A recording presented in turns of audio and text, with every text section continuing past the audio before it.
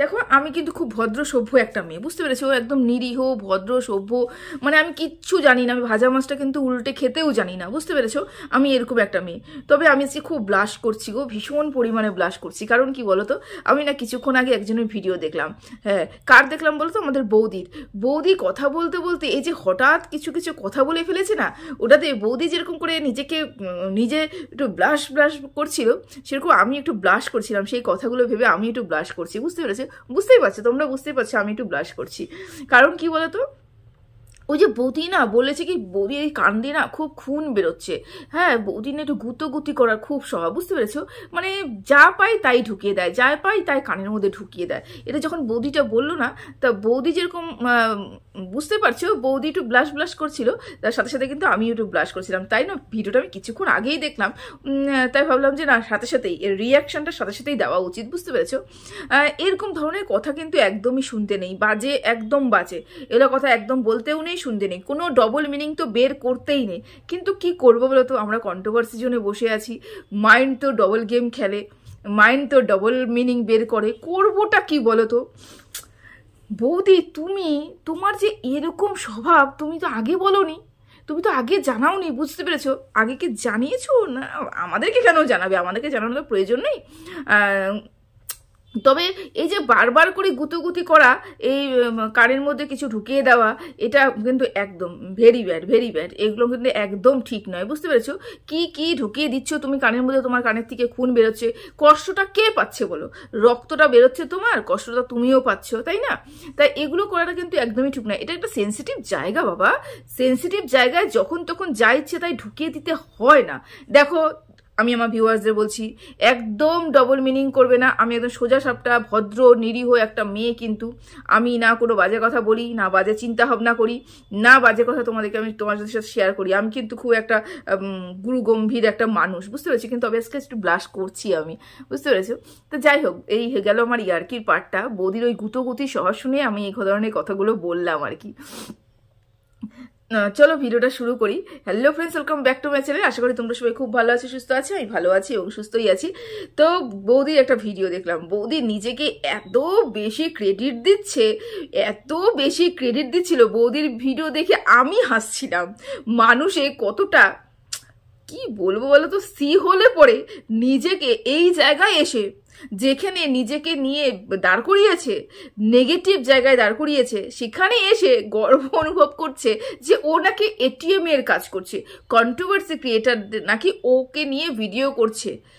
উফ, হে ভগবান কাহা হো তুম।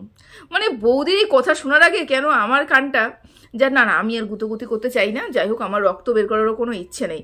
আমি কিন্তু আমার একদম কানের ফুটো টুটোগুলো একদম পরিষ্কারই রাখি এবং কোনো প্রয়োজনও নেই আমার ঠিকঠাক করে। তো যাই হোক, তো বৌদি এটিএম কার্ড, তো বৌদি একটুখানি একটুখানি আলোচনা করি তোমার এই সাথে। হ্যাঁ, এটিএম কার্ড তোমাকে নিয়ে কন্ট্রোভার্সি হচ্ছে, ভালো কথা, তোমাকে নিয়ে কন্ট্রোভার্সি হচ্ছে। তা তুমি যে কন্ট্রোভার্সির একটা পার্ট হয়ে দাঁড়িয়েছো, কার জন্য হয়ে দাঁড়িয়েছো, কিভাবে হয়ে দাঁড়িয়েছো, কেন হয়ে দাঁড়িয়েছো, এটা তোমার একটু চিন্তা করার বিষয় নয়? অবশ্যই চিন্তা করার বিষয়।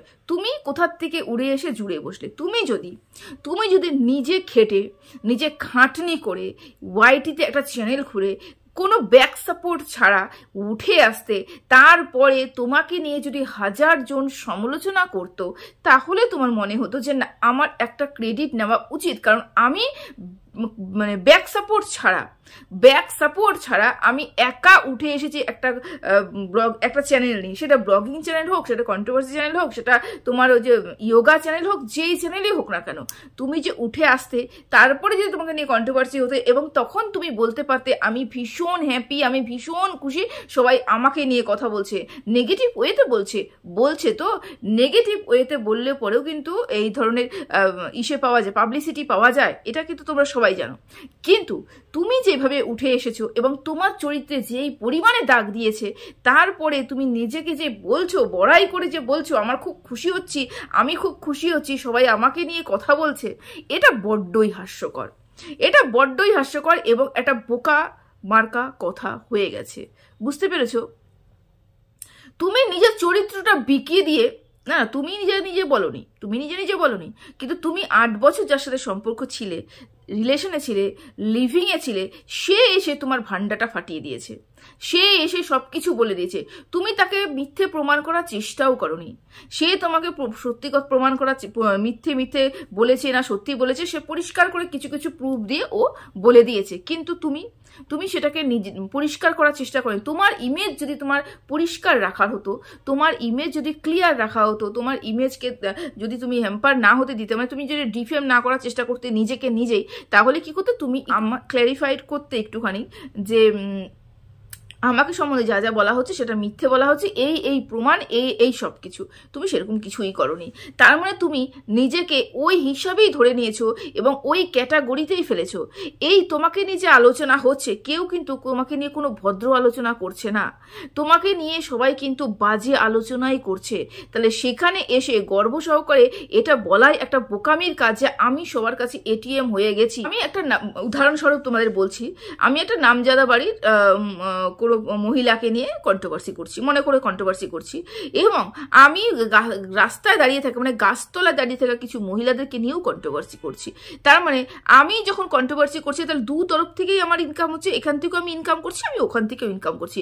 আমার বক্তব্য থাকলো এখানটায়, আমি যে নামজাদা বাড়ির মহিলাকে নিয়ে কন্ট্রোভার্সি করছি, তাকে নিয়ে যখন আমি কন্ট্রোভার্সি করব, তাহলে আমার দৃষ্টিভঙ্গিটা ভদ্রচিত্ত থাকবে এবং আমরা তাকে নিয়ে নোংরা কথা বলার আগে দুবার চিন্তা করব। আমি যে ভিডিওটা করব, আমার থ্রুতে 10টা ভিউয়ার্স যদি দেখে, তারাও কিন্তু তার সম্বন্ধে সেই ভাবনাটাই পোষণ করবে। যদি আমার সাথে তাদের সহমত পোষণ হয়, তাহলে কিন্তু সেই সহমতটা ওরাও আমার সাথে এই পোষণ করবে এবং তাদের চিন্তাধারাটা ঠিক আমার মতনই হবে। বুঝতে পেরেছো? এবং আমি গাছতলা দাঁড়িয়ে থাকা কিছু মহিলাকে নিয়ে যদি কোনো কথা বলি, তখনও কিন্তু সেম পজিশনই হবে। আমি তাকে নিয়ে ভালো কথা তো অবশ্যই বলবো, আমি কাউকে নিয়ে হঠাৎ খারাপ কথা বলতে পারি না, কিন্তু তার মধ্যে নেগেটিভিটি তো অবশ্যই থাকবে, তার চরিত্রগত কথা তো অবশ্যই থাকবে। বুঝতে পেরেছো? তখন কিন্তু আমি যে ধরনের কথাগুলো বলবো, আমার আরও 10টা মহিলা আমাকে যারা দেখবে, তাদেরও চিন্তাধারা কিন্তু সেই ধরনেরই হবে। তাহলে তুমি কি চাচ্ছ, তোমাকে নিয়ে ওই ধরনেরই কথা হোক, মানে ওই ধরনের কথা হোক না, ওই ধরনের কথা হয়েছে, তোমাকে নিয়ে এখানে কিন্তু কেউ ভালো চোখে দেখেনি, তোমাকে কিন্তু কেউ এখানে ভালোভাবে মেনে নেয়নি, তোমাকে কিন্তু সেই ধরনেরই মেয়ে ছেলে হিসাবে এখানে বলা হয়েছে।